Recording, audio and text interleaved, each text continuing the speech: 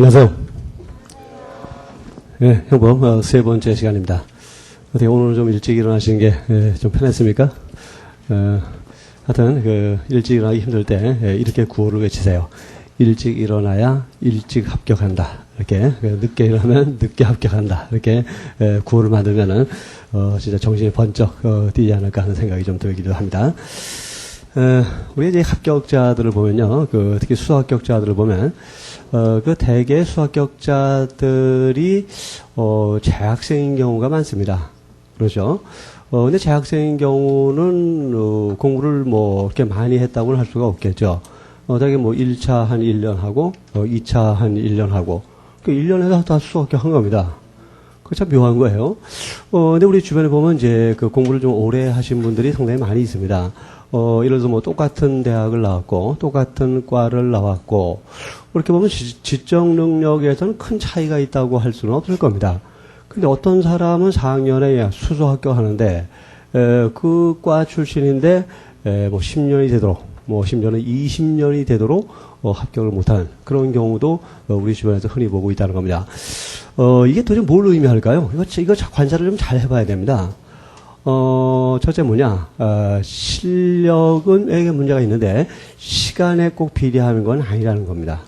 그렇죠. 실력이 꼭 시간에 비례하는 건 아니라는 겁니다.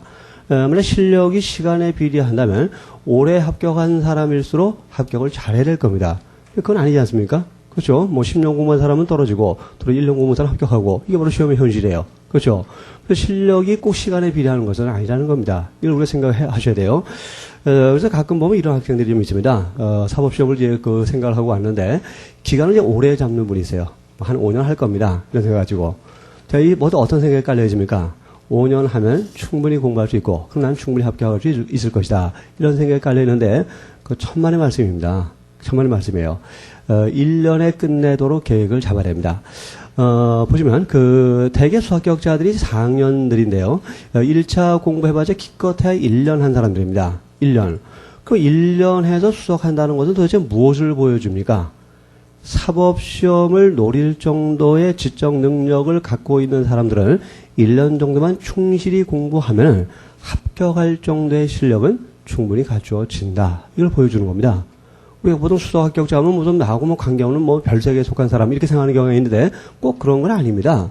나도 그렇게 될 수 있는 거예요. 그러니까 1년만 충실히 공부하면은 합격할 정도의 실력은 충분히 갖추어지는 겁니다. 그럼 왜 10년 한 사람 떨어질까요? 이거 도대체 뭘까요? 그건 집중에 있습니다. 집중. 그렇죠? 시험이 요구하는 건 집중입니다. 그래서 어떤 일정한 기간에 자신의 모든 에너지를 투입해가지고 집중적으로 공부하는 거. 이게 바로 시험 합격의 비결이라고 생각됩니다. 이 고시공부의 특징을 아주 잘 표현한 말이 한마디가 있는데, 그게 뭐냐? 밑 빠진 독에 물 붓기라는 표현입니다. 밑 빠진 독에 물 붓기. 자, 고시공부는 밑 빠진 독에 물 붓기다. 자, 이게 참 말이 안 되는 거죠, 어떻게 보면. 여기 이제 항아리가 하나 있습니다. 이 항아리가 뭐냐? 바로 수험생들의 머리입니다. 근데 이게 밑이 빠져 있다는 겁니다. 근데 이게 채워져야 합격하는 거죠. 채워져야 합격하는데 밑이 빠져 있으니까 채울 수가 없어요. 계속 빠져나갑니다. 들이부면 빠지고 들이부면 빠지고 그럼 물은 항상 이 정도밖에 고여있지 않다는 겁니다. 어쨌든 채워야 합격을 하는데 채울 수 있는 방법이 뭐가 있겠습니까? 자, 막을 수는 없어요. 막을 수는 없고 그럼 뭡니까? 빠져나가는 양보다 들이부는 양이 많다면은 어느 순간 채워지겠죠. 빠져나가면서도 채워지겠죠. 그렇죠. 그래서 어떻게 물을 부어야 됩니까? 슬슬 부으면 안 되죠. 집중적으로 물을 부어야 된다는 겁니다. 이거는 집중력 공부입니다. 정말 아주 적절한 표현이라고 저는 생각이 돼요. 그래서 시험에 임박해서 진짜 집중 호흡처럼 물을 들이붓는 거죠. 그럼 빠져나가겠지만 점점 수위는 올라가서 자, 시험 볼 때쯤 되면 딱 채워지는 거죠. 시험 보고 나서 물론 그때 쫙 빠져나가서 다 잊어버리고 생각나는 게 없겠죠. 그래도 뭡니까? 시험을 잘 봤다는 거죠. 그렇죠? 관건은 시험 잘 보는 겁니다. 우리 목표는 그거예요. 시험 잘 보는 겁니다. 그 시험 당일날만 잘 보면 돼요. 시험 끝난 다음에 실력 이런 거 관심 가질 필요가 없어요. 시험 당일날만 시험을 잘 보는 되는 것이고 시험을 잘 보기 위해서 집중적인 공부가 필요하다는 겁니다. 그래서 여러분께서 지금 특히 처음 시작하시는 분들은 이런 생각을 갖고 있는 경우가 상당히 많습니다. 상당히 어떻게 보면 소극적인 어떤 태도인데 나는 처음이니까 자 언제까지 하려고 처음을 생각합니까? 언제까지 하려고 이게 처음이에요? 이제 시작하는 겁니까? 아닙니다. 처음이 아니라 마지막이에요. 마지막입니다. 한 번 해도 수록하잖아요. 뭐 여러분이 하고 안 될 거 뭐가 있겠습니까? 그러니까 처음이라고 생각하지 마시고 마지막이라고 생각하세요. 나한테 주어진 앞으로의 기간은 내 인생에서 시험 준비를 할 수 있는 마지막 기회다. 이렇게 생각해야 됩니다. 그러면 뭔가 하루하루 시간이 달리 보일 겁니다. 내용도 달리 보일 겁니다. 그래서 처음이라고 생각하고 앞으로 또 기회가 있다고 생각하면 자꾸 사람은 뒤로 미루게 됩니다. 지금 해야 될 거 나중에 미루고 이러다 보면은 결국 실력 향상을 가져올 수가 없어요. 근데 마지막이라고 생각해 보세요. 미룰 수가 있습니까?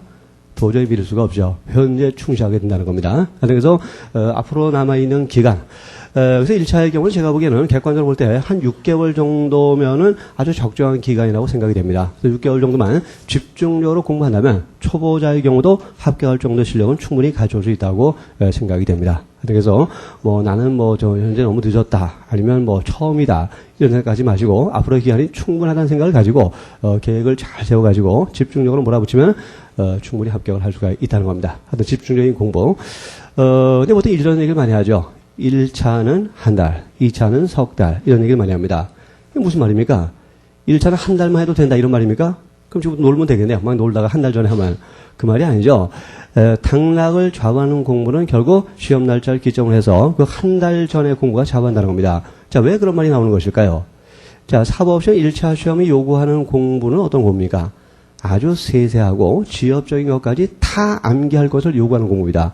자, 판례가 중요한 것만 나오는 것이 아니에요. 아주 지엽적인 것이고 도대체 이런 판례를 왜 출제했을까? 그런 의문이 드는 판례까지도 막 출제하고 있습니다. 그러니까 지엽적인 것까지 다 암기를 해야 됩니다. 근데 양이 너무 많죠. 그래서 뭡니까? 자꾸 잊어버려요. 그러니까 직전에 보는 것이 매우 유리하다는 겁니다. 그걸 표현한 것이 1차는 한 달이다, 이런 말 하는 겁니다. 결국 시험장에 가서 생각이 나야 되는데 그 생각나는 공부는 결국 한 달 전에 공부밖에 생각이 안 난다는 겁니다. 그 이전 것은 생각이 나지 않아요. 그러니까 여러분들은 그 시험 날짜를 기점으로 해서 한 달 동안에 최소한 3회독 이상을 할 준비를 해놔야 됩니다. 최소한 3회독이에요. 자, 형법만이 아니죠. 헌법, 민법, 형법 다, 그 민법 다, 이거 3회독을 할 준비를 해놔야 됩니다. 그래서 지금은 그 준비를 하는 겁니다. 그래서 짧은 시간에 빨리 볼 수 있는 그런 방법, 이걸 여러분 스스로 준비를 해 놓는 겁니다. 그 방법이 뭡니까? 일단 철저하게 이해를 하는 거죠. 이해하지 못하고는 도저히 읽을 수가 없어요. 이해를 하는 것이고, 두 번째가 정리죠. 그 정리 어떻게 하는 겁니까? 목차하고, 그 다음에 키워드, 아니면 언더라인, 아니면 서브노트, 이런 걸 중심으로, 정리를 하는 겁니다. 그 다음에 마지막에 한 달 남겨놓고, 3번, 4번, 5번 반복한다는 것을 뭘 말하는 거죠? 이 반복은 왜 합니까? 암기 때문에 하는 거죠. 암기. 그렇죠. 암기가 중요하지 않습니까? 시험과 학문의 차이는 바로 거기에 있다는 거 제가 말씀드리지 않았어요. 그런 어떤 그 시험의 본질에 맞는 공부를 우리가 좀 해야 됩니다. 그런 생각 없이 그냥 막연하게 하루 그냥 열심히 살아가고 열심히 책 농장 넘기는 거 별로 의미가 없습니다. 하여튼 시험 당일날을 항상 염두에 두면서 그 당일날 내가 어떻게 시험을 잘 볼 것이냐. 자, 시험을 잘 보기 위해선 현재 보는 내용이 그 당일날 생각이 나야 되는 거죠. 그럼 어떻게 하면 생각이 나게 할 것이냐. 항상 이걸 염두에 두면서 생각을 해야 됩니다. 제가 이제 몇 해 전에 합격기를 하나 읽어봤어요. 이것도 수합격자의 합격기인데 제가 이제 합격기를 이제 꼼꼼히 읽어봅니다. 저 대충 읽자고 아주 꼼꼼히 읽어보는데요. 그래서 어떤 한간을 읽으려고 이제 노력을 합니다. 제가 그 합격기를 읽고 나서 이런 느낌을 가졌어요. 야, 이 사람은 천재다. 이런 느낌을 가졌어요. 근데 그 천재라는 의미가 머리가 좋다는 의미에서 천재, 그건 아니었습니다. 그게 아니고, 이 천재라는 한자말이 뭡니까? 하늘로부터 재주를 타고났다. 이런 말 아니겠습니까? 이 사람은 어떤 재주를 타고났느냐? 시험 공부를 하는 재주를 타고났어요. 시험 공부에 딱 맞는 재주를 타고났어요. 누가 가르쳐 준 게 아니더라고요. 본인 스스로 그것을 알고 있더라고요. 자, 이분은 어떻게 했느냐면, 이제 2학년 때부터 이제 사법시험 준비를 시작합니다. 근데 이분의 공부 습관 가운데 매우 훌륭한 것이 하나 있는데, 쓰면서 공부하는 겁니다. 쓰면서. 근데 여러분 영어 단어 외울 때 막 이렇게 쓰는 이런 게 아니라, 이분은 항상 자기가 읽은 내용을 정리하는 습관을 가지고 있어요. 그래서 처음에 헌법을 본다든가 아니면 민법 총칙을 가지고 시작하겠죠. 그럼 여러분들 대개는 어떻게 합니까? 읽고 지나가죠? 읽고 지나갑니다. 그냥 머릿속에 남는 게 있습니까? 솔직히 없죠. 자, 형법 1회독을 한 사람과 1회독을 하지 않은 사람의 차이는 어디에 있을까요? 1회독을 한 사람이 형법을 좀 더 알고 있을까요? 아닙니다. 1회독 해본 사람 알겠지만 더 책도 없고 나면 아무것도 생각나는 것이 없어요.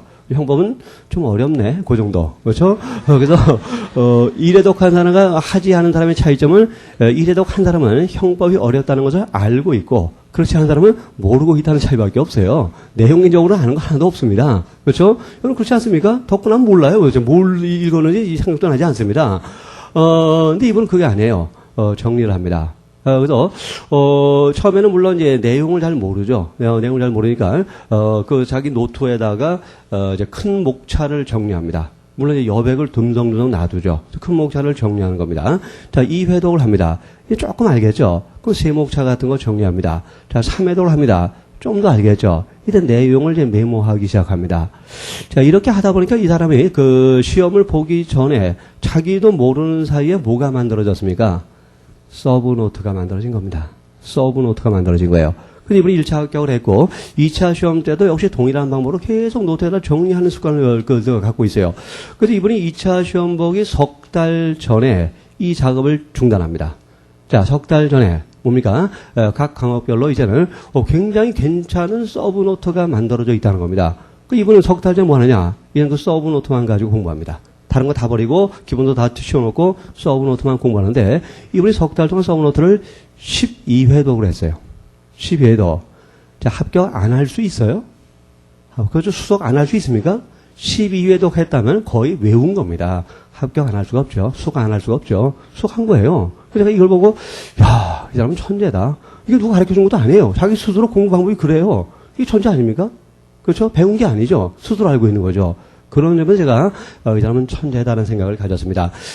이렇게 우리가 그 내용을 이제 정리한다거나 아니면 뭐 언더라인을 한다든가 서브노트를 만든다거나 아니면 키워드를 찾으면서 하는 공부는 어떤 유익이 있느냐면 일단 집중력을 높입니다. 그렇죠. 그냥 읽는 거 하고 자, 이 문장 가운데서 뭐가 중요한 말일까? 뭐가 키워드일까? 하면서 생각하면서 여기 읽는 거 집중력의 현격한 차이를 가져오게 됩니다. 그래서 똑같은 1회독일지라도 키워드를 찾아가면서 뭐 언더라인 해가면서 읽는 사람과 그렇지 않고 그냥 소설 일제히 쭉쭉 읽는 사람 사이에는 효율성에 면에서 엄청난 차이가 있게 됩니다. 이건 당연한 거 아니겠어요? 집중력의 차이가 나고 이 집중력의 차이는 또 뭐로 이어집니까? 이해도의 차이로도 이어지게 됩니다. 그래서 집중적으로 공부한 사람은 이해도 잘하겠죠. 항상 중요한 걸 찾아요. 중요한 거. 이해를 해야 중요한 걸 찾아낼 수 있지 않겠습니까? 그러니까 이해도는 높아집니다. 그러니까 이 사람의 1회독은 남의 1회독이 아닙니다. 이 사람의 1회독은 다른 사람의 뭐 2회독, 3회독 이상의 효과를 가질 수밖에 없는 겁니다. 그리고 뭡니까? 정리가 되어 있으니까 시험을 앞두고 너무 편해요. 정리되어 있으니까 남들은 이 두꺼운 물량을 어떻게 볼까 걱정하고 있을 때 이걸 걱정하지 않죠. 이미 딱 정리가 되어 있으니까 정리된 것만 반복하는 겁니다. 암기하는 거죠. 그러니까 안 될 수가 없어요. 시험 공부에 딱 맞는 방법을 이제 스스로 알고 실천하고 있었다는 겁니다. 그러니까 여러분도 항상 그거를 생각해 봐야 됩니다. 그래서 시험 합격의 비결 앞으로 기간 적은 게 아닙니다. 충분한 기간이에요. 근데 시험을 합격할 수 있는 비결은 뭐냐? 시험 잘 보는 겁니다. 그렇죠. 시험 잘 보면 합격하는 거예요. 아무리 실력이 있어도 시험을 잘못 보면 합격 못하는 겁니다. 그럼 시험을 잘 보기 위한 방법이 뭡니까? 시험 당일날 생각나면 되는 거죠. 그렇죠. 생각나기 위한 방법을 우리가 연구해야 되는데 그게 뭐냐? 정리하는 것이고 그 다음에 암기하는 겁니다. 이 점을 여러분께서 항상 생각을 좀 해 두시기 바랍니다. 그래서 막연하게 오늘 뭐 10시간 공부했다, 오늘 뭐 100페이지 나갔다 의미가 없어요. 아무 의미 없습니다. 아무 의미 없고 그 내용이 내가 본 100페이지가 과연 시험 당일날 생각이 날 거냐. 이 점에 대해서 항상 자기 스스로 반문을 해봐야 된다는 겁니다. 하여튼 그런 점을 여러분께서 유념하시면서 하루하루를 보내신다면 아주 능률적으로 효율적으로 공부를 할 수 있을 것이라고 생각을 하고 있습니다. 자, 서로 좀 길었는데 우리 시간에 공부한 거 간단히 한번 정리해 봅시다. 자, 우리 형법의 기본 원리 가운데 우리 형법의 대원칙인 죄형 법정주의에 대해서 이제 공부를 했습니다. 자, 죄형 법정주의 두 가지를 법으로 정할 것을 요구합니다. 첫째가 뭡니까? 죄죠. 자, 무엇이 범죄냐? 어떤 행위가 처벌의 대상이 되느냐? 가벌성의 유무를 법으로 정해야 되고요. 또 하나가 뭡니까?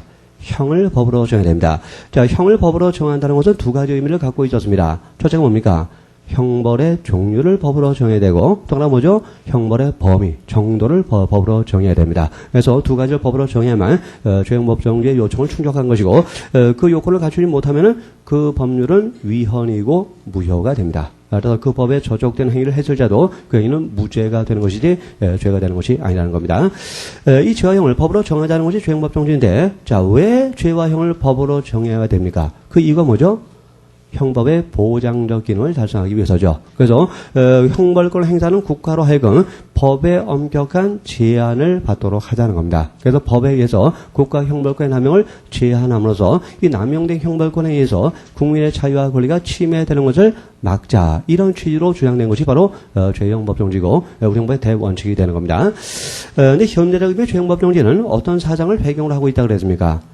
법치국가 원리죠. 법치주의죠. 그래서 법치주의가 형법에 투영된 것이 바로 죄형법정주의가 되는 겁니다. 근데 법치국가 원리가 추구하는 목적은 뭡니까? 법적 안정성을 보장하고 예측 가능성을 보장함으로써 국민의 신뢰를 보호하자는 거, 이것이 바로 법치국가 원리의 목적이 되는 겁니다. 그래서 죄형법정주의의 목적도 뭡니까? 신뢰 이익을 보호하는 데 있다는 겁니다. 그래서 예측 가능성을 보장하고 법적 안정성을 보장함으로써 국민의 신뢰 이익을 보호하기 위해서 존재하는 것이 죄형법정주의가 되는 겁니다. 이 죄형법정주의 파생적 원칙들이 5가지가 있었어요. 어제 우리가 성문 법률지를 봤습니다. 자, 그래서 죄와 형을 성문의 법률로 규정해야 된다는 원칙인데, 자, 이 법률은 어떤 법률을 말합니까? 실질적 의미의 법률을 말합니까? 아니죠. 형식적 의미의 법률을 말합니다. 여기서 형식적 의미의 법률은 무엇을 의미합니까? 국회에서 제정한 어떤 법의 형식으로 규정된 그런 규범을 말하는 겁니다. 그럼 여기서 형식적 의미의 법률을 말하는데, 이 형식적 의미의 법률을 형식적 의미의 형법하면 맞습니까? 틀립니까? 틀려요. 왜? 형식적 의미의 형법은 무엇을 의미하죠? 형법전을 말합니다. 그럼 죄와 형을 꼭 형법에만 규정해야 된다는 게 성문법률주의입니까?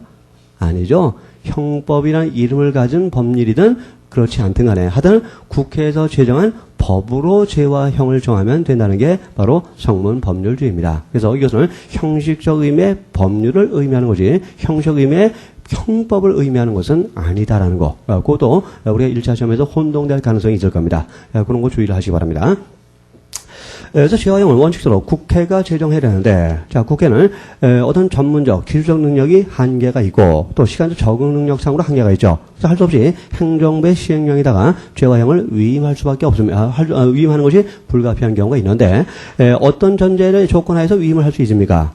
우선 구성 요건의 점에서는 구체적으로 예측이 가능하도록 기본을 정해서 위임해야 되고, 자, 형벌은 종류와 범위를 정해서 위임을 해야 된다는 겁니다. 아주 세부적이면서 취업적인 것만 위임해야 되는 거지 기본적인 거 아주 전면적으로 위임하는 것은 허용되어 있지 않습니다.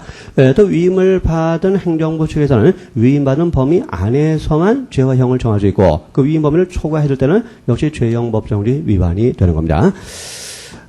의회 성문 법률주의 내용이고, 두 번째 이제 우리가 또 소급 금지 원칙을 봤습니다. 이게 매우 중요하죠. 소급 금지 원칙. 자, 이것의 형법적 근거는 뭐였습니까? 1조 1항이었죠. 자, 1조 1항은 범죄 성립과 처벌은 행위 시의 법률에 의한다라고 되어 있는데, 자, 행위 시의 법률에 의한다. 이 의미는 뭡니까? 재판 시 법률을 소급 적용할 수 없다는 의미죠. 이걸 소급 금지 원칙을 내용으로 하고 있는 것이 1조 1항입니다. 근데 1조 1항이 금지하고 있는 것은 무엇입니까? 죄와 형에 관한 법률의 소급표를 금지하고 있다는 겁니다. 여기서 이제 문제가 되는 게 3가지가 있었죠. 그래서 형벌이 아닌 보완 처분에 대해서도 소급표 금지 원칙이 적용될 것이냐. 또 그다음에 실체법이 아닌 절차법인 형사소송법에 대해서도 소급표 금지 원칙이 적용될 것이냐. 또 그다음에 법률이 아닌 판례에 대해서도 소급표 금지 원칙이 적용될 것이냐. 이런 문제가 있었죠. 2가지 시각이 있었습니다. 자, 대개 통도는 어떤 각도로 치부합니까? 어떤 시각으로 치부합니까? 접근합니까?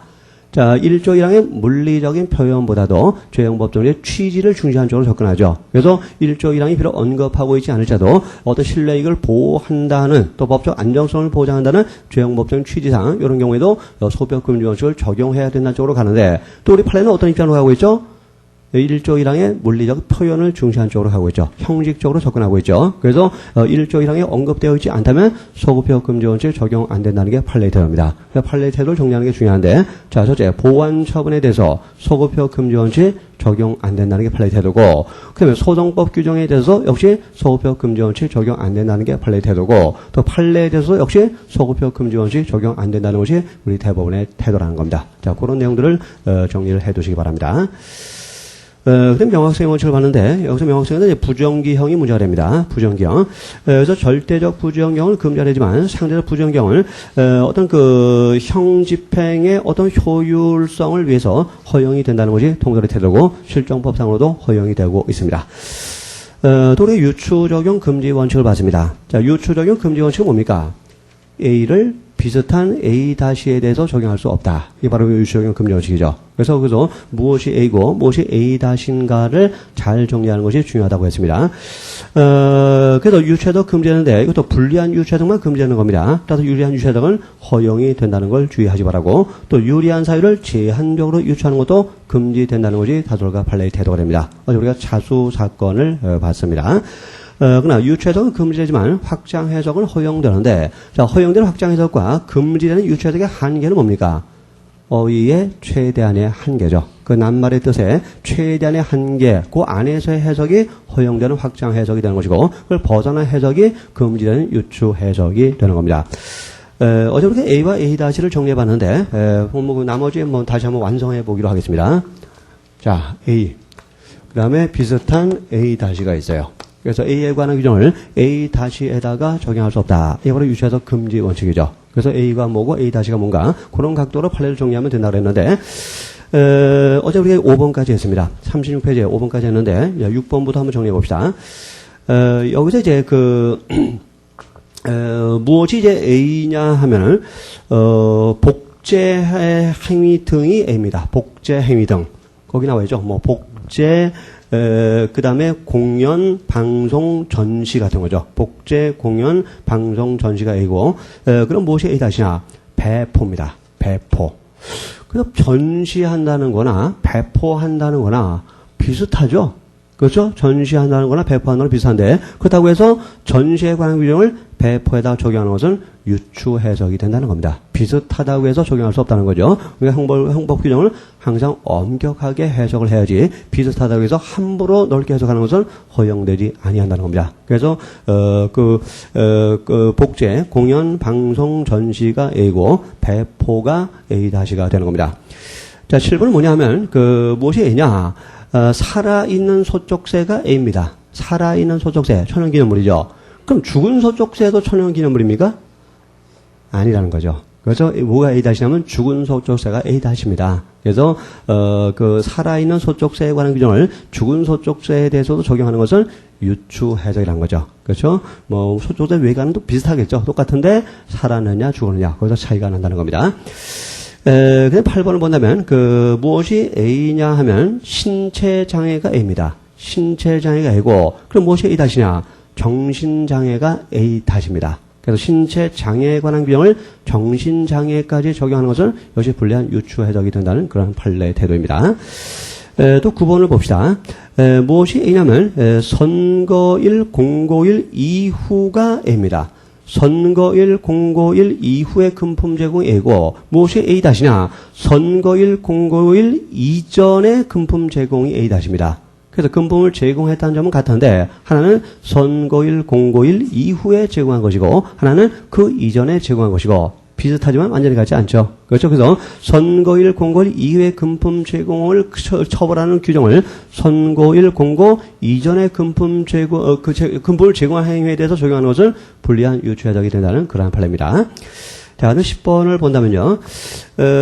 무엇이 A냐 하면은 이제 공문서가 A입니다. 공문서가 A인데, 무엇이 A-냐? 세금 수납 영수증이 A-입니다. 여기서 세금 수납 영수증은 은행이 발행하는 겁니다. 그래서, 어떤 공적인 관련성을 갖고 있다는 점은 비슷하지만, 그러나 공문이 작성한 것은 아니죠. 그래서, 세금 수납 영수증을 공문서로 볼 수 없다는 그런 판례입니다. 하여튼 그래서, A가 공문서고, A-가 세금 수납 영수증입니다. 11번. 자, 무엇이 A냐? 양입니다. 양. 자, 양이 A예요. 그럼 무엇이 A-냐? 염소가 A-입니다. 그래서 축산물 가공 처리법은 양의 어떤 불법적인 도축을 금지하고 있습니다. 어떤 사람이 양을 불법적으로 도축한 것이 아니라 염소를 도축했습니다. 그러면 양에 관한 축산물 가공 처리법을 이 염소에 대해서 적용할 수 있느냐? 안 된다는 거죠. 양과 염소는 비슷하긴 하지만 같지는 않죠. 근데 양과 염소가 어떻게 다른가요? 양과 염소의 차이점. 뭐 이런 게 문제로 나오지 않겠습니다만, 어떤 차이가 있나요? 갑자기 뭐 생각이 안 나네요. 눈이 2개 맞고, 귀가 2개, 다리 4개, 꼬리 하나. 아니, 같은 것 같은데, 하여튼 다르긴 달라요. 하여튼 우리가 알고 있죠. 다르다는 걸 알고 있는데, 하여튼 완전히 같지는 않다는 겁니다. 그래서 양에 관한 규정을 비슷한 염소에 대해서 적용하는 것은 불리한 유추 해석이 되고 허용될 수 없다는 겁니다. 자, 그 다음에 12번을 정리해본다면, 무엇이 A냐 하면, 사찰 소유 부동산이 A입니다. 사찰 소유 부동산이 A고, 무엇이 A-냐? 사찰 소속 대표단체 소유의 부동산이 A-입니다. 그렇죠? 비슷한데 달라요. 그래서 사찰 소유 부동산과 사찰 소속 대표단체 소유의 부동산 비슷하지만 다르다는 겁니다. 13번 봅시다. 자, 무엇이 A냐? 법인이 A입니다. 법인이 A고, 무엇이 A-냐? 법인격 없는 사단이 A-입니다. 그래서 어떤 사람의 단체라는 점에서 비슷하지만 법인과 법인격 없는 사단은 다른 거죠. 그래서 법인에 관한 규정을 법인격 없는 사단에 대해서 적용할 수는 없다는 게 역시 판례의 테러입니다. 그래서 법인과 법인격 없는 사단. 자, 14번은 뭐냐? 무엇이 A냐면 전달 의무가 A입니다. 전달 의무가 A고, 무엇이 A-냐? 수령 의무가 A-입니다. 그래서 전달 의무가 있다고 해서 수령 의무까지 인정되는 것도 해석할 수는 없다는 게 판례의 태도입니다. 자, 15번. 무엇이 A냐? 무엇이 A냐면 국가지정 문화재가 A입니다. 국가지정 문화재가 A인데, 무엇이 A다냐면 가지정 문화재입니다. 가지정 문화재. 그래서 국가지정 문화재와 가지정 문화재 비슷하지만 같지는 않죠. 그래서 역시 이것도 유체적 금지 원칙에 위반되는 그런 판례입니다. 또 16번 봅시다.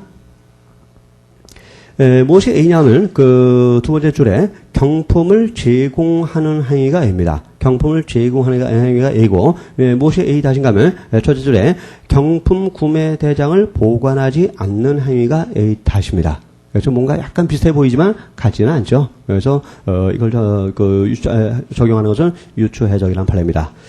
17번은 2번하고 내용이 같네요. 어떻게 좀 중복된 판례가 좀 들어가 버렸습니다. 자, 18번 봅시다.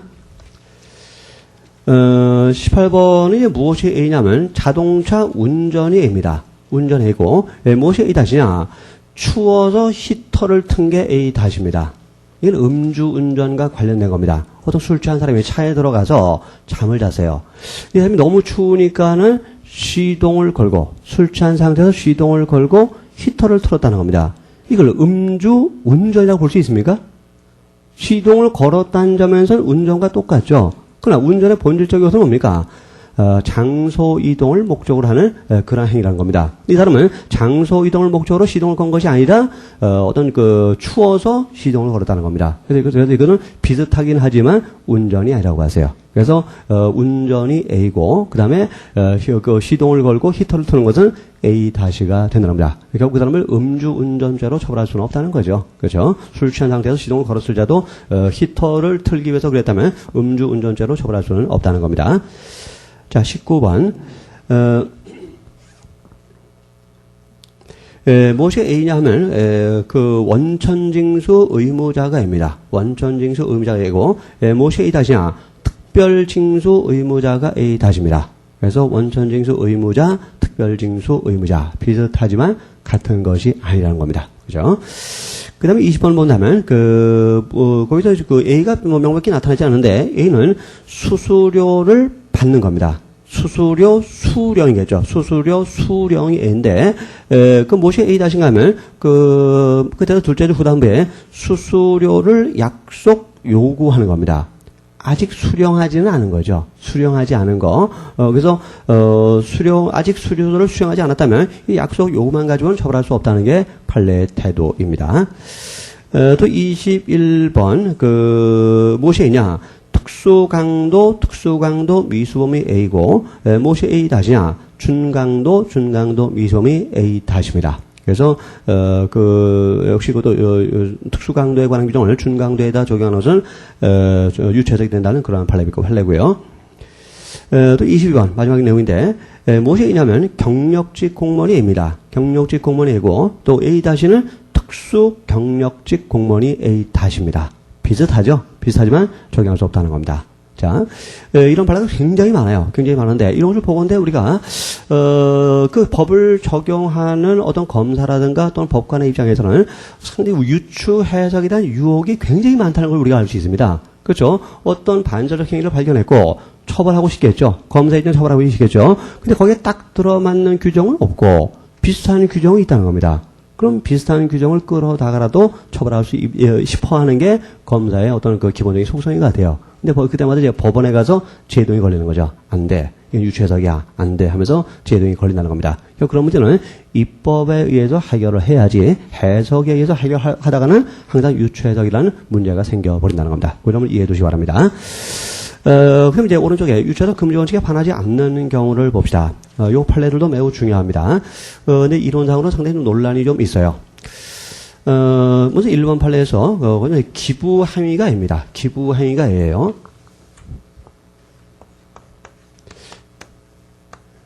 근데 이 공직선거와 관련해서 기부란 것은 누가 누구한테 돈을 주는 거냐? 후보자가 선거인에 대해서 돈을 주는 겁니다. 그래서 후보자가 선거인에 대해서 돈을 주는 거. 이게 바로 기부죠. 이 사건은 뭐냐 하면, 누가 돈을 줬느냐? 후보자가 준 게 아니라 후보자의 배우자가 돈을 줬어요. 돈을 준 사람이 후보자가 아니라 후보자의 배우자고, 또 누구에게 돈을 줬느냐? 선거인에게 돈을 준 것이 아니라 선거 사무원에게 돈을 줬습니다. 그래서 후보자가 직접 선거인에게 돈을 준 경우와 후보자의 배우자가 선거인이 아닌 선거 사무원에게 돈을 준 경우 비슷하죠.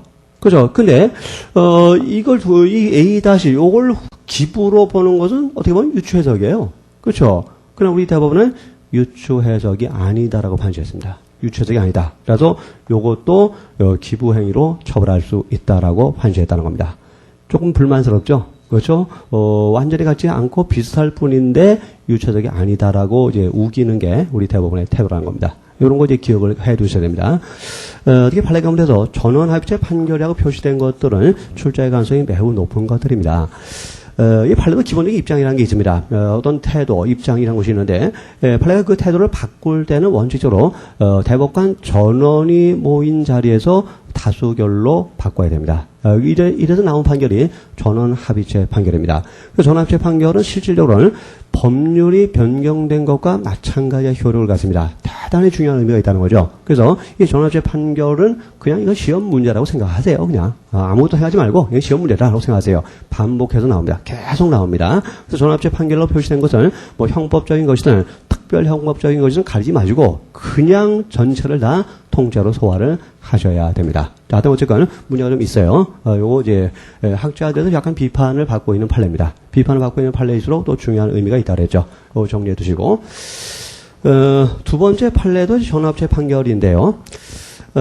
이거 이제 그 국가보안법상의 그 탈출이 문제가 되는 사람입니다. 탈출. 그래서 무엇이 A냐 하면 탈출이 A입니다. 탈출. 근데 국가보안법에서 말하는 탈출은 뭡니까? 월북행위를 말하는 겁니다. 월북행위. 그래서 남쪽에서 북쪽으로 넘어가는 거. 이걸 이제 국가보안법은 탈출죄로서 처벌하고 있는 겁니다. 근데 이 사건에서는 뭐가 문제되는가 하면 어떤 이제 그 캐나다 교포입니다. 국적은 캐나다예요. 이 사람이 캐나다에서 중국으로 갔어요. 중국으로 가서 이제 북한으로 들어갔습니다. 자, 그래서 캐나다에서 중국을 거쳐서 북한으로 들어갔는데 이 사람 월북한 겁니까? 월북한 거야 이거? 탈출입니까? 탈출이다. 월북이다. 라는 게 우리 대법원의 태도입니다. 이것도 약간 못마땅하죠. 어쨌건 탈출은 월북이고 이 월북은 남에서 북으로 넘어가는 겁니다. 이 사람은 처음부터 남에 있지 않았어요. 처음부터 외국에 나가 있었죠. 캐나다에 있는 사람이었습니다. 캐나다 교포가 캐나다 국적을 가진 사람이 중국을 거쳐서 북한에 들어간 거. 이걸 월북으로 보는 것은 유추 해석이라고 볼 수 있겠죠. 근데 역시 우리 대법원은 유추 해석이 아니다라고 판시를 했습니다. 좀 불만스럽기도 하죠. 이 판례도 이제 비판을 받고 있는 판례라는 겁니다. 이런 사안을 잘 기억해 두시고요. 또 세 번째, 뭐 강론감 나오는 얘기입니다만 이건 휴대라는 것이 문제가 된 겁니다. 휴대. 그래서 A는 휴대입니다. 그래서 위험한 물건을 휴대하고 폭행을 할 경우에는 특수폭행죄가 성립하고 단순폭행죄보다 가중처벌을 받게 됩니다. 그래서 이제 휴대가 문제라는데 휴대의 가장 일상적 의미는 뭡니까? 자, 우리 휴대가 뭡니까? 우리가 휴대폰 갖고 있죠? 휴대폰. 그렇죠? 휴대폰. 뭡니까? 휴대의 의미가 뭐예요? 손에 집어 들거나. 그렇죠? 휴대폰 손에 집어 들고 다니거나 또는 몸에 지니고 다니죠. 이게 휴대입니다. 즉, 소지를 말하는 겁니다. 소지. 그래서 손에 집어 들거나 몸에 지니는 게 휴대입니다. 근데 이 사안에서 문제는 건 뭐냐면 어떤 사람이 자동차 운전석에 앉아서 이 자동차를 몰고 그 자동차로 사람을 공격했습니다. 그 사람을 자동차로 밀어가지고 쓰러뜨린 사람입니다. 여기서 이제 자동차를 휴대했다고 볼 것이냐, 이게 문제가 된 겁니다. 자, 이 사람이 자동차 운전석에 앉아서 자동차를 조종했는데 자동차를 휴대한 겁니까? 휴대하기 위해서는 자동차를 손에 집어들거나 몸에 지녔다고 얘기해야 되는데 어떻게 자동차를 손에 집어댑니까? 말이 안 되는 거죠. 자동차를 몸에 지녔습니까? 그렇게 보기 어려운 거죠. 그렇죠. 그러나 우리 법원은 이것도 휴대라고 했습니다. 이건 할 휴대가 아니라 이용이죠. 근데 이것도 휴대에 포함된다. 유체적이 아니라고 판시를 했습니다. 그래서 뭐 손에 집어든 것도 아니고 몸에 지닌 것도 아니었고 단지 이용만 했을 뿐인데도 불구하고 이것도 휴대 범위에 포함된다고 법원은 해석했고 이것이 유체적이 아니라고 판시를 했다는 겁니다. 이것도 이해를 해두시기 바라고요. 그 다음에 4번 봅시다. 우리 요즘 좀 읽어보기로 하죠. 형법 제62조 2체 1항은 형의 집행을 유예하는 경우에는 보호관찰을 받을 것을 명하거나 거기서 문제가 된 표현은 명하거나입니다. 명하거나 사회봉사 또는 수강을 명할 수 있다라고 규정하고 있는 바. 그럼 여기서 보호관찰과 사회봉사가 타결적인 겁니까? 아니면 중복적으로도 할 수 있는 겁니까? 어떻게 해석됩니까? 명하거나의 의미는 뭐죠? 또는의 의미입니까? 또한의 의미입니까? 또는의 의미죠. 그렇죠. 명하거나의 일상적 의미는 또는입니다. 그 또는이라면 그 보호관찰과 사회봉사 명령 가운데 하나만 선고할 수 있는 게 원칙이라는 거죠. 그렇죠. 대법원은 어떻게 해석하고 있어요? 그 양자를 동시에 명할 수 있다라고 해석하고 있습니다. 자, 동시에 명할 수 있다. 판례는 이 또는을 또한으로 해석한 거죠. 또는을 또한으로 해석한 건데 이거 뭡니까? 또는의 의미를 벗어난 해석이에요. 유추해석입니다. 근데 우리 대법원은 유추해석이 아니다라고 판시했어요. 요건 이제 몇 해 전에 사법시험 2차 시험에서 약수령 문제이기도 합니다. 요 판례를 제시하면서 죄형법 정리와 관련된 논점을 논하라. 이게 우리 2차 시험 문제였어요. 뭡니까?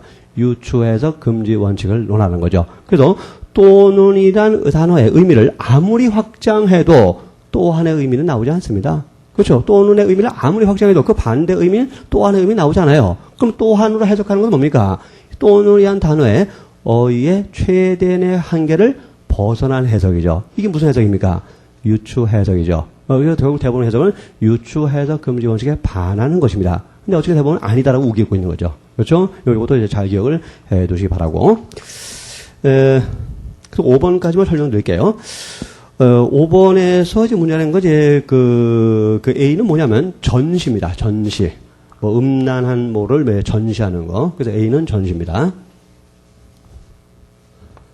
전시인데, 어떤 사람이 그 웹사이트에다가 그 음란한 어떤 사이트와 연결될 수 있도록 링크만 해놨습니다. 그래서 그걸 딱 클릭해야 이제 음란한 사이트로 딱 넘어가게 되는 거죠. 그러니까 따라서 처음부터 음란한 어떤 그림 같은 것을 그냥 직접적으로 보여준 게 아니라 링크만 할 수 있도록 해놨습니다. 그 링크를 전시라고 볼 것이냐 하는 문제입니다. 링크를 전시라고 볼 것이냐, 음란한 어떤 그림을 전시했다고 할 것이냐, 이거 어떻게 봐야 됩니까? 전시는 그냥 우리가 눈으로 보는 거죠. 보여지는 겁니다. 그냥 보여지는 거예요. 근데 링크는 직접 보여집니까? 안 보여지죠. 직접적으로 안 보이죠. 하나의 동작이 또 필요하죠. 클릭이란 동작이 또 필요하죠. 클릭을 해야만 눈에 보여진다는 겁니다. 그래서 전시는 아무런 어떤 동작이 필요 없이 그냥 보여지는 게 전시입니다. 그렇죠? 그러나 링크는 뭐냐면 또 하나의 동작, 링크란 동작이 필요하다는 겁니다.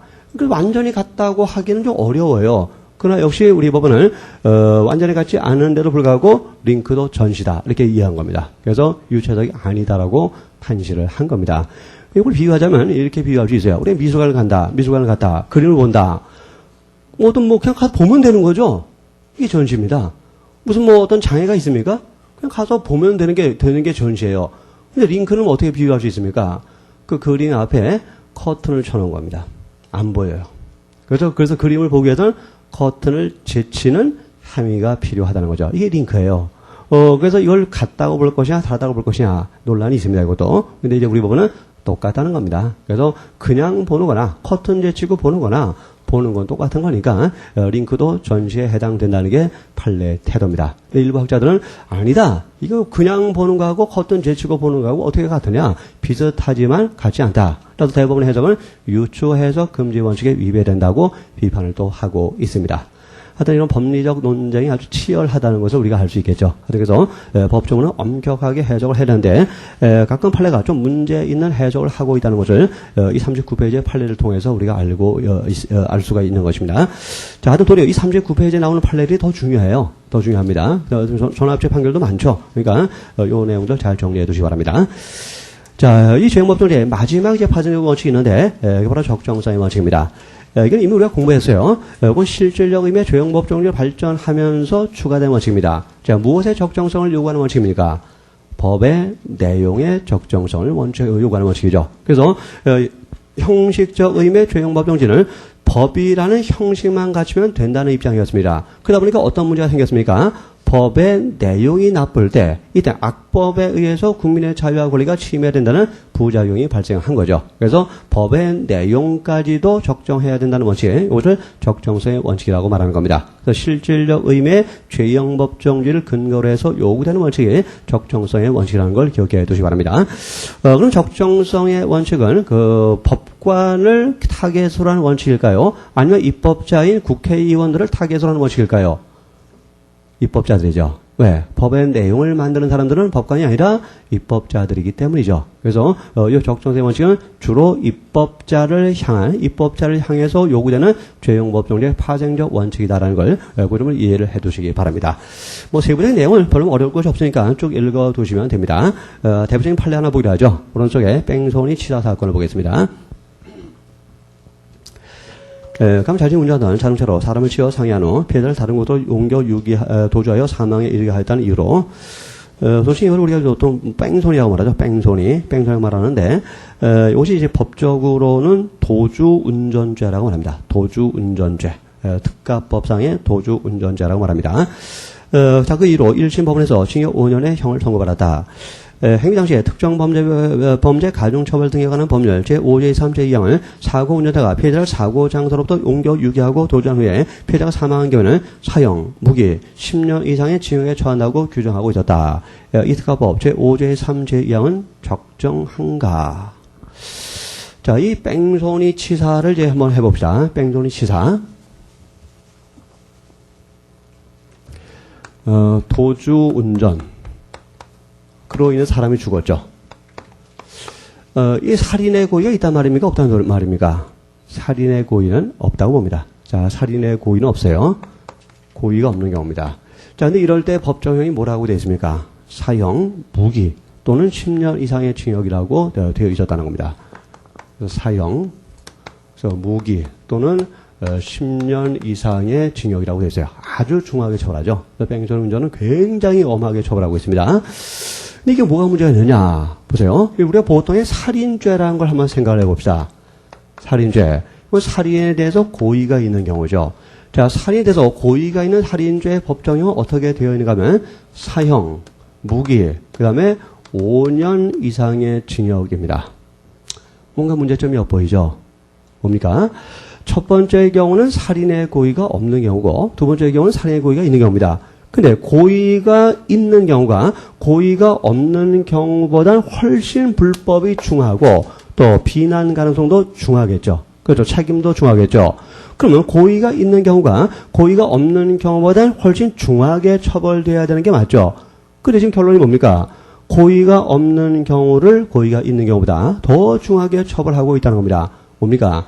형의 불균형의 문제가 생기는 것이고, 따라서 이 특가법 규정은 뭡니까? 고의범보다 더 중하게 처벌하면서 형의 비례에 맞지 않게 규정되어 있다는 겁니다. 뭡니까? 형, 바로 내용이 적정하지 못하다는 겁니다. 그래서 우리 판례는 뭐라고 판시했는가 하면, 이것이 이제 형벌체계상의 정당성과 균형성을 상실했다고 헌법재판소가 위헌 판결을 내렸습니다. 그러니까 고의범보다 더 중하게 처벌한다는 건 이건 균형이 안 맞는 거죠. 그래서 균형성을 상실했다고 했고, 형법성으로 표현할 때는 적정한 내용의 형벌이 아니다라고 얘기할 수 있는 겁니다. 그래서 적정성의 원칙에 위배되는 것이고, 위헌이라는 결론이 나왔어요. 그래서 그 이후에 특가법이 개정되죠. 개정돼가지고 10년 이상의 징역이 살인자와 똑같이 5년 이상의 징역으로 개정이 됐습니다. 그 이후에 이런 위헌 판결 때문에 개정이 됐어요. 그리고 또 하나 이제 기억해야 될 게 아래 판례 정리에서 2번 판례입니다. 그거 처음부터 한번 봅시다. 폭력행위 등 처벌에 관한 법률 제3조 제2항이 그 행위가 야간에 행해지고 흉기, 기타 위험 물건에 휴대했다는 사정만으로 일률적으로 5년 이상의 유기징역으로 처하도록 규정한 것을 실질적 법치국가 내지는 사회적 법치국가가 지향하는 죄형법정제 취지에 어긋날 뿐만 아니라, 여기서 실질적 법치국가란 말이 나오는데 이것을 형법적으로 표현하면 실질적 의미의 죄형법정주의가 될 것이고, 이 실질적 의미의 죄형법정주의는 무엇을 내용으로 합니까? 적정성을 내용으로 하죠. 그렇죠? 그래서 야간에 행해졌다는 이유로, 또 흉기를 휴대했다는 이유로 무조건 5년 이상으로 가중처벌하는 것은 내용이 적정하지 않다는 겁니다. 자, 그래서 그건 이제 과잉금지 원칙 또는 비례성의 원칙에 어긋나기 때문에 위헌이라는 판결이 나왔습니다. 이 판결을 기초로 해서 폭력행위를 처벌해 가는 법률이 개정이 됐습니다. 자, 그 개정된 내용을 한번 찾아보기로 합시다. 강론 쪽을 봅시다. 강론에서 상해와 폭행의 죄를 한번 찾아보기로 합시다. 756페이지 보세요.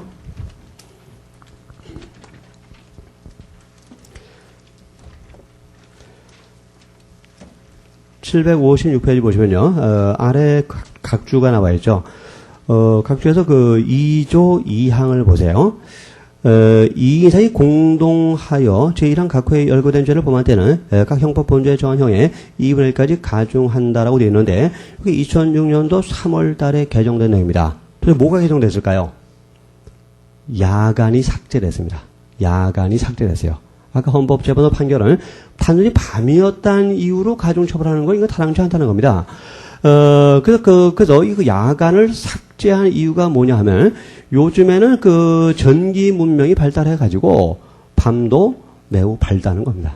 그렇죠? 밤도 매우 밝다는 겁니다. 그래서 주관과 본질적 차이를 인정할 수 없기 때문에 단지 밤이었다고 해서 5년 이상으로 가중처벌하는 건 이건 적정하지 않다는 겁니다. 그래서 헌법재판도 그 판결을 기초로 해서 폭처법이 개정이 된 겁니다. 그래서 야간이 삭제됐고요.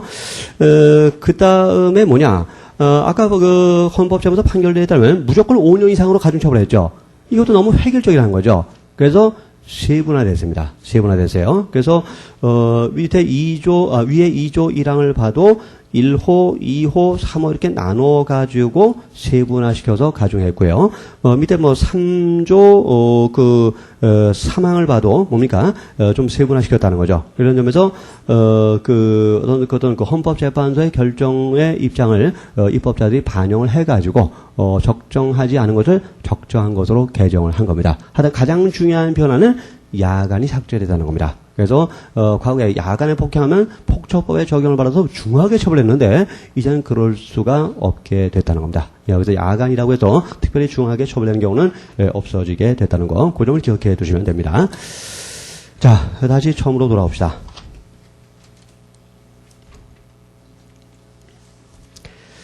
그 다음에 나머지 형법 해석 방법 이런 것도 그다지 어려운 것은 아니니까 그냥 쭉 읽어보시면 봐도 되고요.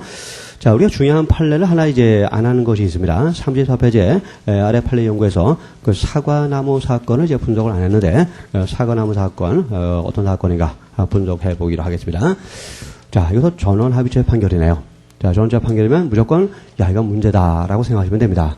얼마나 좋습니까? 국가가 사법시험 문제를 미리 알려주고 있다는 겁니다. 그러니까 아주 중요하고, 어떻게 보면 고마운 판례라고 얘기할 수 있는 겁니다. 자, 일단 사실관계를 정확하게 파악을 해야 될 겁니다. 자, 한번 사실관계를 한번 보기로 하죠. 가물소에 사과나무 밭에서 바람이 세게 불어 그냥 담뱃불을 붙이기가 어렵자 마른 불 모아놓고 성냥불을 켜서 담뱃불을 붙인 뒤 그 불이 완전히 소화되었는지 여부를 확인하지 아니한 채 자리를 벗어나 나무 불치가 주변에 있는 마른 불과 잔디에 옮겨붙고 계속하여 울소위의 사과나무에 옮겨붙어 사과나무 217주 등 시가 671만 원 상당을 소회하였다. 갑의 죄책은 뭐냐는 겁니다. 거기서 소회란 말이 나왔는데 이 소회란 것은 화력에 의한 손괴를 말합니다. 화력에 의한 손괴, 불에 의한 어떤 손괴를 소회라고 우리 영법은 표현하고 있습니다. 일단 사과나무를 불태웠어요. 사과나무. 그 사과나무가 이제 소회된 겁니다. 손괴된 겁니다. 근데 이 사람한테 고의가 있었습니까? 아니죠. 실수였죠. 과실이 있었죠. 그래서 과실에 의해서 사과나무를 소외한 사건입니다. 그래서 과수원 주인한테 아주 큰 피해를 입힌 거죠. 그래서 검사가 이 사람을 일반 물건 실화죄로 공소 제기했습니다. 그래서 사과나무는 일반 물건이에요. 일반 물건이고 그 다음에 과실로 소외했으니까 실화 되겠죠. 그래서 일반 물건 실화죄로 검사가 갑을 공소 제기했습니다. 1심에서 아주 정말 터무니없는 좀 놀랄만한 어떤 결론이 나와버렸어요. 법원이 재판 안 하겠다는 겁니다. 재판 못한다. 할 필요가 없다. 이런 판결이 나왔어요. 왜? 이건 명백히 죄가 안 된다는 겁니다. 재판할 필요도 없이 명백히 죄가 안 되니까 재판 못하겠다. 공소 기각을 해버렸어요. 황당하지 않습니까? 아니 남한테 큰 피해를 줬는데 1심 법관은 이건 재판할 필요도 없이 명백히 죄가 안 되기 때문에 재판 못하겠다. 공소 기각을 해버렸어요. 검사가 황당한 거죠. 검사가 이제 항소를 했습니다. 근데 항소법도 똑같은 결정을 내렸습니다. 이건 재판할 필요도 없이 명백히 죄가 안 되기 때문에 재판 못하겠다. 공소 기각을 해버린 겁니다. 자, 왜 그랬을까요? 그래서 결국 이제 검사가 이제 대법원에다가 상고를 하게 된 겁니다. 자, 이것은 이제 조문의 해석과 관련된 문제인데 그 실화죄와 관련된 조문을 한번 우리가 찾아보기로 하겠습니다. 자, 우리 교재 1351페이지를 보세요.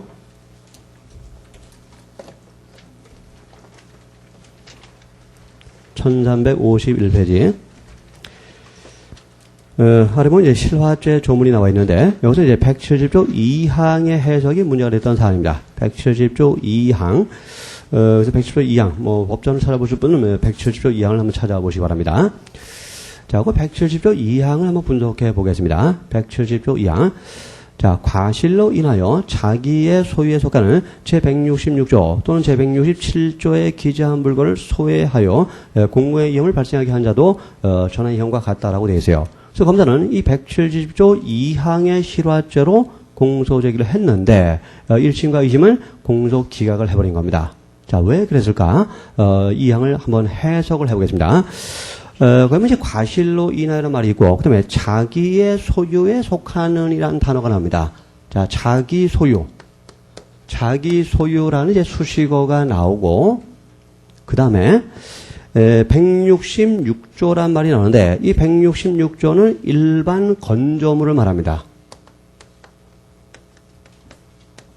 이 건조물은 별게 아니라 건물이라고 이해하시면 됩니다. 건물. 우리 강의실 같은 이런 건물이고, 이게 이제 166조의 객체고, 그 다음에 이제 또는이라는 말이 나오죠. 또는이라는 말이 나오고, 그 다음에 167조에 기재한 물건이라고 되어 있습니다. 167조.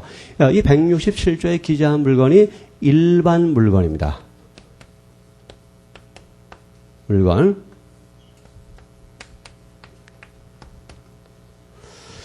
일단 사과나무는 건물이 아니죠. 그렇죠? 그러니까 166조의 객체는 안 되고, 사과나무는 결국 일반 물건에 해당하게 되는 겁니다. 그래서 167조의 적용을 받게 되는 겁니다. 그런데 이 170조 2항은 자기 소유일 것을 요구하고 있다는 겁니다. 따라서 타인 소유물일 때는 객체가 될 수 없다는 겁니다. 자, 그럼 이 자기 소유가 이 일반 건조물과 일반 물건 가운데서 어떤 것을 수식할 것이냐가 문제가 되는 겁니다. 자, 이거, 그래서, 양자 모두를 수식한다면 어떻게 됩니까? 이 자기 소유가 양자 모두를 수식한다면 모든 일반 물건이 실화자의 객체가 되는 것이 아니라 자기 소유 일반 물건만이 실화자의 객체가 되고, 그래서 타인 소유 일반 물건은 실화자의 객체가 될 수 없다는 결론이 나오게 되는 겁니다. 그렇죠? 근데 반대로 이 자기 소유가 일반 건조물만 수식하고 일반 물건을 수식하지 않는다면 어떤 해석이 또 나오게 될까요? 자, 자기 소유가 일반 물건을 수식하지 않으니까 일반 물건은 반드시 자기 소유일 필요는 없다는 결론이 나오겠죠. 그래서 일반 물건은 자기 소유, 타인 소유를 불문한다는 해석이 나오게 되겠죠. 그렇죠? 결국 이 문제는 어떻게 해석할 것이냐 문제는 또는이란 단어를 어떻게 해석할 것이냐와 연관성을 갖게 되는 겁니다. 자, 그래서 1심과 2심은 이 또는이란 단어를 어떻게 해석했느냐? 일반 건조물과 일반 물건을 연결짓는 연결어로 해석을 했습니다. 연결어. 자, 연결어로 해석했단 말은 뭡니까? 자기 소유는 이 일반 건조물과 일반 물건 양자 모두를 수식하는 단어라고 해석을 한 거죠. 그럼 뭡니까? 모든 일반 물건이 실화조의 객체가 되는 것이 아니라 자기 소유의 일반 물건만이 실화조의 객체가 된다는 결론이 나오는 겁니다. 근데 여기서 사과나무는 자기 소유였습니까? 아니죠. 타인 소유죠. 그래서 타인 소유 일반 물건은 실화조의 객체가 아니라는 결론이 나오는 겁니다. 그래서 1심과 2심 그렇게 해석한 거예요. 그래서 타인 소유 사과나무는 타인 소유 일반 물건은 실화죄의 객체가 아니니까 이건 재판할 필요도 없이 명백히 죄가 안 된다고 해서 공소 기각을 해버렸다는 겁니다. 그렇죠? 근데 이것이 대법원에 와서 바뀌었는데 대법원은 또는이란 단어를 연결어로 해석하지 않고 이걸 분리어로 해석을 했습니다. 분리어 무슨 말입니까? 일반 건조물과 일반 물건을 분리하는 그런 의미를 갖고 있다는 겁니다. 그럼 분리어라면 무슨 어떻게 해석이 되는 거죠? 자기 소유는 일반 건조물만 수식하고 일반 물건은 수식하지 않는다는 결론이 나오는 거죠. 이렇게 해서 분리어로 해석하면 이 일반 물건은 자기 소유, 타인 소유를 불문한다는 결론이 나오는 겁니다. 그래서 타인 소유 일반 물건도 실화죄의 객체가 된다는 결론이 나오니까 이 값을 실화죄로 처벌할 수 있다는 또 결론이 나오게 되는 거죠. 그렇죠? 이렇게 되는 겁니다. 그럼 어떤 해석이 맞을까요? 우리가 법조문을 해석할 때 그 해석의 출발점은 뭘까요? 그 단어의 일상 언어적인 의미에서 출발하는 겁니다. 일상 언어적 의미. 그래서 이 일상 언어의 의미를 벗어나게 되면 그것이 바로 유추해석이고 죄형법정죄에 위반되게 되는 겁니다. 그럼 또는이란 단어의 일상적 의미는 뭡니까? 연결어입니까? 분리어입니까? 어떻게 봐야 되죠? 이건 연결어의 의미를 갖고 있어요. 또는 연결의 의미를 갖고 있습니다. 그렇다면, 이걸 연결의 의미로 해석해 본다면 1심과 2심의 해석이 맞는 겁니다. 해석론상으로 맞는 겁니다. 근데 1심과 2심의 해석이 문법적으로 맞는데, 좀 웃기는 결론이 나오는 거죠. 어떤 결론입니까? 자기 걸 태우면 죄가 되는데, 남의 걸 태우면 죄가 안 된다. 이게 말이 되는 겁니까? 아니, 자기 걸 태우면, 자기 소유의 일반 물건을 태우면, 자기 소유의 사과나무를 태우면 죄가 되는데, 남의 소유의 사과나무를 태우면 죄가 안 된다. 말도 안 되는 결론이죠. 그렇죠? 그래서 문법적으로는 1심과 2심의 해석이 맞지만, 이것이 형사 정책적이나, 형법 전체 입장에서 볼 때는, 이건 이상한 결론이 되어버린다는 거죠. 근데 이제 그 대법원의 해석은 뭐가 됩니까? 문법적으로 잘못됐어요. 문법적으로 잘못됐지만, 그러나, 형법 전체적 입장에서 타당한 해석이라는 결론이 나오죠. 자, 남의 걸 태우는 것이 자기 걸 태우는 게 죄가 되는데, 하물며 남의 것을 태우는 게 죄가 안 되겠습니까? 그렇죠? 이런 해석. 그래서, 결론적으로는 또 대법원 입장이 또 옳다고도 얘기할 수 있는 겁니다. 그러나 대법원이 받고 있는 비판은 뭘까요? 유추해석이라는 거죠.